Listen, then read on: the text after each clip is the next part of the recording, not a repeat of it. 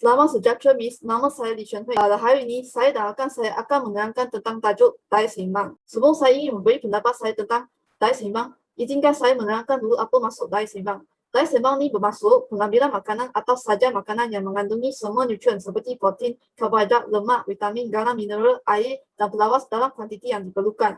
Jadi kita perlu selalu mengamalkan diet seimbang kerana ia penting untuk menjaga kesihatan badan kita. Seterusnya, saya akan menerangkan 5 faktor utama dalam merancang diet seimbang. Yang pertama ialah umur. Umur merupakan faktor yang paling penting kerana keperluan nutrien adalah berbeza mengikut setiap peringkat umur. Contohnya, kanak-kanak dan remaja memerlukan nutrien pembina tubuh seperti protein kerana mereka sedang membesar. Manakala bagi orang dewasa dan remaja yang cergas memerlukan lebih nutrien pembekal tenaga. Yang kedua adalah jantina. Pada pendapat saya, lelaki memerlukan lebih banyak kalori berbanding dengan perempuan kerana lelaki mempunyai metabolisme yang lebih tinggi dan mereka akan menggunakan tenaga yang lebih banyak. Oleh itu, kaum lelaki memerlukan lebih makanan pembekal tenaga daripada wanita kerana mereka lebih aktif dan mempunyai lebih tisu otot. Dan jika melihat dari aspek saiz badan, rangka badan yang lebih besar memerlukan pengambilan diet yang lebih berbanding dengan rangka badan yang kecil. Selain itu, dari segi aktiviti yang dijalankan, saya berpendapat bahawa orang yang aktif memerlukan diet yang lebih kalori untuk menampung kehilangan tenaga harian berbanding dengan orang yang kurang aktif. Sebagai contoh, pekerja buruh memerlukan lebih banyak makanan pembekal tenaga seperti makanan yang berasaskan karbohidrat kerana mereka sering melakukan kerja berat. Faktor yang terakhir ialah tahap kesihatan. Pada pendapat saya, orang yang sihat boleh mengambil diet yang normal tetapi perlu seimbang untuk mencegah penyakit kesihatan.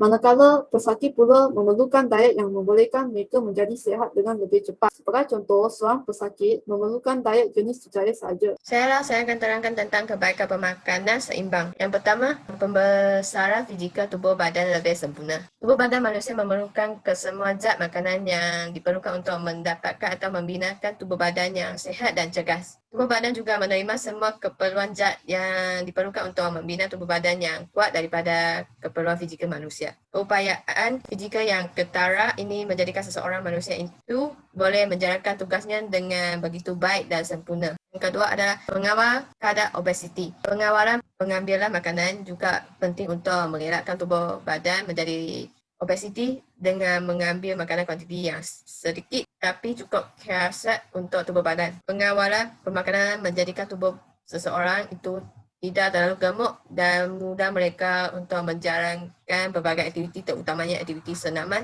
yang mampu menyihatkan badan. Oleh itu, obesiti mampu diatasi jika seseorang itu mempunyai diet pemakanan seimbang dalam hidupnya. Poin yang terakhir adalah memberikan vitamin kepada tubuh badan. Badan manusia memerlukan vitamin untuk melawan penyakit yang ada di dalam badan manusia dan melindungi penyakit berjangkit. Maka manusia yang mengambil makanan seimbang akan mempunyai kesihatan yang optimum dan lebih baik. Assalamualaikum warahmatullahi wabarakatuh. Nama saya Nur Ayun binti Azizan. Hari ini saya akan menerangkan tentang cadangan pengambilan makanan seimbang setiap hari. Yang pertama ialah sarapan pagi. Ramai orang kita pentingkan nak diet tapi selalu skip sarapan pagi. Jadi sarapan pagi ni adalah sangat penting untuk pemula yang nak jalankan diet yang sihat. Kemudian pengambilan sarapan pagi ni mestilah dikonsumsi kalori 610 sehingga 860 sebelum jam 9 pagi. Kerana ini akan meningkatkan kadar metabolisme tubuh badan. Apabila kadar metabolisme tubuh badan tinggi, maka proses pembakaran lemak pun akan menjadi lebih lancar.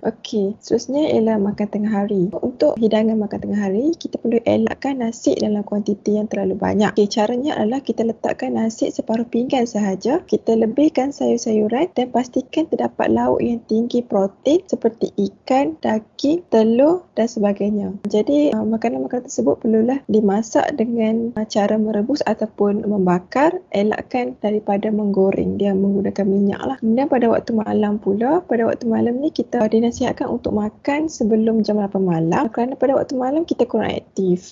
Jadi kita kena kurangkan lah atau elakkan makan makanan yang tinggi karbohidrat seperti nasi, roti dan sebagainya. Kemudian kita gantikan dengan memperbanyakkan makan buah-buahan yang tinggi serat dan yang paling penting adalah banyakkan minum air putih secukupnya. Selamat pagi Puan, saya Kusnuli. Hari ini saya nak terangkan tentang tips pemakanan seimbang untuk tubuh badan. Pertama, banyakkan makan makanan yang berbuah. Contohnya buah apel, nanas, pisang, buah betir dan lain-lain. Semua jenis buah yang disebut ini sebenarnya banyak khasiat tersendiri. Banyakkan minum air. Air adalah sangat penting untuk fungsi-fungsi tubuh anda termasuk pengadapan, penyerapan dan pengangkutan zat, perkumuan, pengawalan suhu badan dan bertindak sebagai pelincir bahagian tubuh dan yang bergerak. Seterusnya, kurangkan kandungan lemak dalam makanan. Sebenarnya lemak itu penting tetapi dalam diet harus menyumbangkan 20% hingga 30% saja dalam jumlah keperluan tenaga harian. Jadi, oleh itu kita harus elakkan pengambilan lemak berlebihan. Seterusnya, kurangkan gula. Kehadiran gula juga menggantikan makanan yang berkhasiat dan menyingkirkan beberapa vitamin dan kalian dari tubuh. Memakan gula yang berlebihan bermakna anda menanggung risiko kerosakan gigi, kegemukan dan lain-lain. Last sekali, kurangkan garam. Memakan terlalu banyak garam boleh menyebabkan tekanan darah tinggi yang akhirnya boleh membawa kepada serangan jantung atau stroke. Last sekali, piramid makanan. Piramid makanan ni boleh jadi panduan kita mengamalkan diet seimbang. Sekian, terima kasih.